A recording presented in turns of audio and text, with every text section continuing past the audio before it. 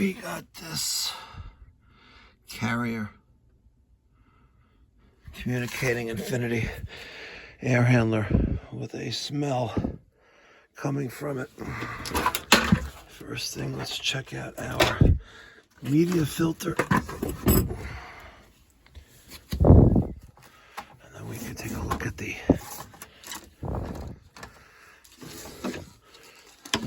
filter, nice and clean. April at 213. Brand new looking. Let's take a look at our evaporator. Oh, the evaporator looks brand new. Nothing on it whatsoever. And the return duct work.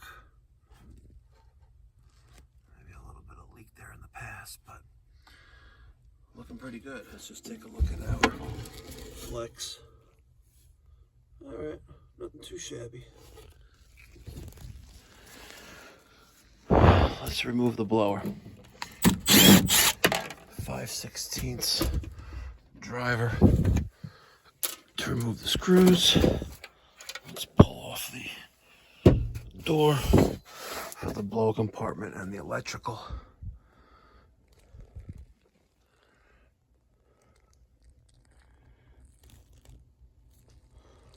Blower.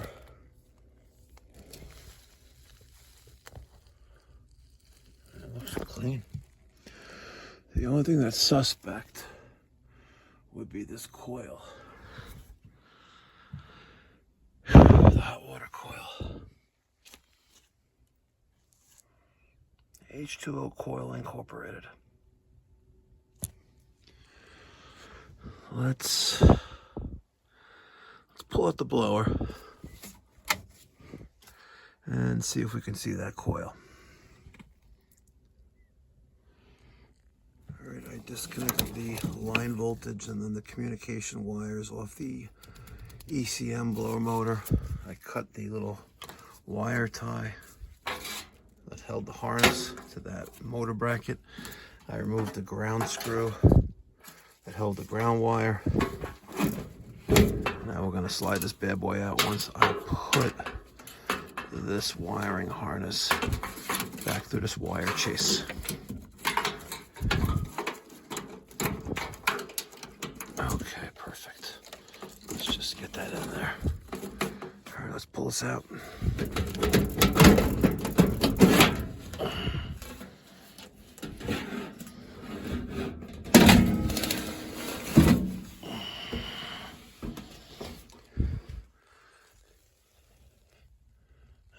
Pretty clean.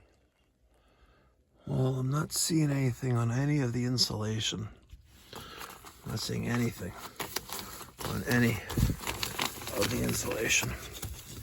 Absolutely nothing. And the coil, the hydro coil, is clean as well. I don't see any mold, mildew. You know, I'm just going to spray everything down with spray 9, wipe it down with a nice clean rag, and see if anything pops off on the white rag. Maybe I'm not seeing something. Maybe I got some white.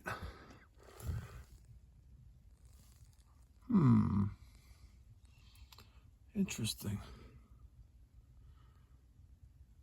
Huh. Interesting. But I wonder if that's where... No, where this meets that. The blower wheel is clean. Very interesting.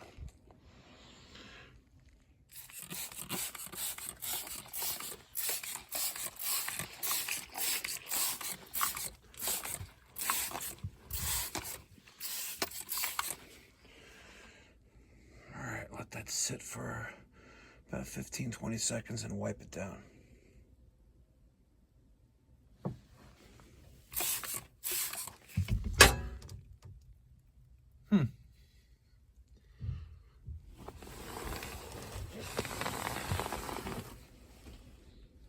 No. The smell, I don't have the great sense of smell, but there's just a little bit of black residue in here, which may be from the two metals rubbing, I think, but I am spraying everything down. I'll treat the condensate pan. The return ductwork looks okay, you know, maybe give it a cleaning, but really strong, like dirty sock smell. It's a dirty sock smell. Mm-hmm. The filter still looks brand new. We changed that a few months ago. The hot water coil has just a little bit of dirt on, but nothing to go crazy about. There's no standing water. No, nothing. Absolutely nothing. Nothing. Does any of the ductwork get, dirty or sogged up, like when if any? Only if you had some kind of leak from another source. There's really nothing here other than condensation that's created during the air conditioning process, removal of humidity. But the pan, everything looks brand new. Right. We changed that last year, right? Yeah. The pan. Listen, it has a little bit of white residue, but that's normal. But other than that, all right. I also sprayed down the hydro coil, fan coil for the hydronic heat. I sprayed that down with the spray 9 as well. Huh. I did not see that before. What is up with that spot right there? What is up with that? That just looks a little extra pile of dirt there. All right, let's see. Let's see us get inside here. Let's see what we see.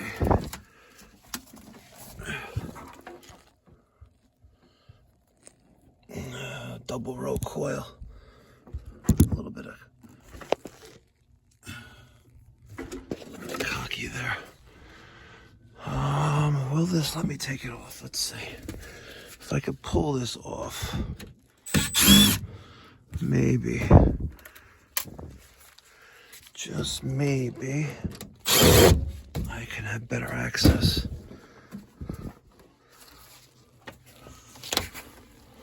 Oh no, now it's bent there. Onto here.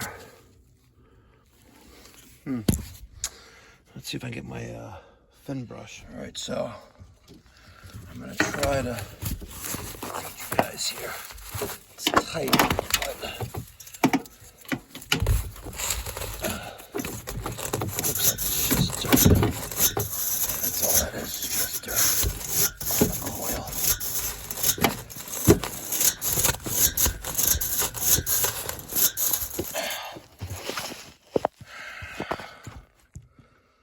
Okay.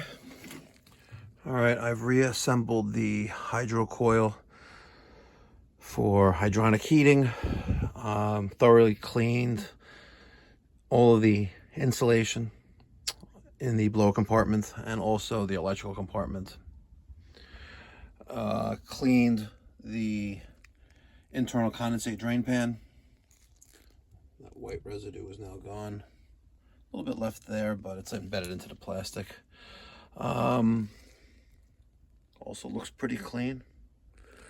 I'm going to treat the pan with the Refrigeration Technologies Viper. This is the pan and drain treatment. So they say it outperforms tablets or strips. I'm a huge fan of tablets in my condensate drain pans. So we're going to use this today because it also deodorizes with 3 times the cleaning power. So huge shout out to Refrigeration Technologies. Thank you for not being a sponsor of the channel. Appreciate it. But they did send some gifts a few years ago. And in case you're wondering, it's got an an OK. So it's kosher for any food prep, stuff like that. Good stuff. And not too shabby. We'll spray the Viper down. Is there a, yeah, let's put it right there. There you go. And we're just gonna coat the drain pan with the Viper. Perfect. Excellent. All right, I'm also gonna do the bottom 3 rows with the Viper. And this is no rinse. So just let it get in there. And it should penetrate through the coil. Beautiful. All right, using half a roll of shop paper towels and almost finishing off my container of spray 9, I was able to clean a lot of the interior of the cabinet. And now we got more. I was able to clean the interior of the cabinet. There's a lot of junk under this metal like rail, and I did my best to get under there. It's still a little bit of caulk in there, but I'm gonna spray down the inside of the return plenum box around that collar. I also sprayed down the inside of the insulation. I guess I could do that a little bit better. I didn't do the top at all. So let me do that. Let me wipe that down. All right, we're making progress. All right, I reinstalled the April Air media filter, the evaporator compartment cover, the blower motor is reinstalled, reconnected our line and low voltage wiring to the ECM motor, ground wires reattached. This is the float switch, the Diversitech condensate cup. Our drain is plugged. There's only one condensate drain up here going into the vent stack. Interesting. And we can see a little bit of sunlight there through that roof flange, the collar for the vent. I mean, I guess this was garbage left behind.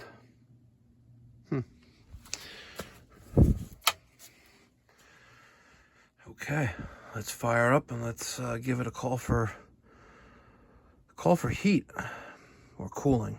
Yeah, actually cooling. Let's do a call for cooling. All right, I had everything put back together, and I went to go check out the air night right there, and I noticed that the light wasn't on.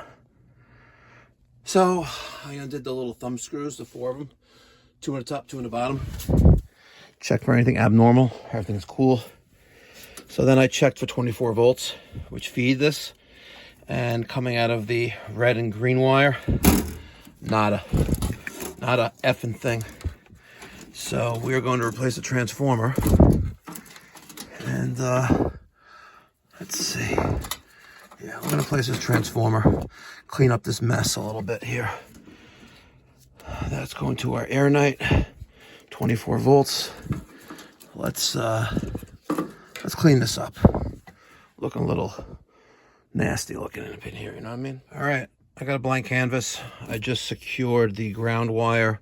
I ran it behind the little mounting bracket for the control board, the communicating control board, and I ran it along there into our grounding lug terminal.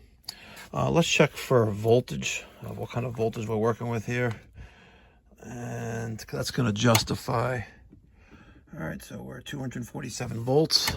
So on our transformer, which is a Honeywell, this is the AT175F 1023. This does 120, 208, 240, 50 and 60 hertz with a 24 volt secondary power source and a output of 75 VA. So what's great about the Honeywells that I love is that it has that built-in circuit breaker right there. So with a little added protection. Now we know that we're at 248 volts. That's 2 40, that's going to be the orange wire. So we're going to do our black, which is common, and orange for 240. And the yellow and the blue are going to be our secondary 24 volts. So black and orange. All right, there's our new transformer. The unused wires, we have wired it off. So let's get those off to the side. I used a couple 5/16 screws to secure it to the electrical compartment, the rear of the electrical compartment. Our yellow and our blue wires are connected to the low voltage control wiring going to the air purifier.